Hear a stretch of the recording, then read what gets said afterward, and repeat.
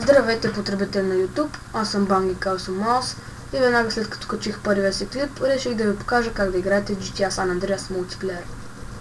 Като за начало си изтеглете играта GTA San Andreas Realistic Mode, имам аз.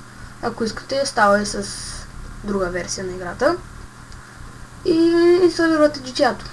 След което влизате в San Andreas Multiplayer, цъкате Downloads и теглите ето това.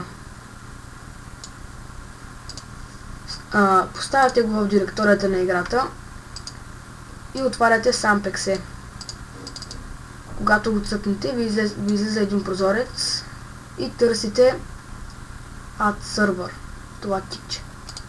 Откъдето адвате сървъри, в смисъл трябва да напишете IP-то на сървърът или адресът на сървърът и след което ви излиза като възможност да играете в него. Ето тук. В интернет, в някои от сайтовете има IP-та на сървъри. Аз играя в този парти сървър. Ако искате IP-то, ще го сложа в описанието на следващия клип. Кажете дали го искате или не. И това беше от мен. Дано да съм ви помогнал. Чао!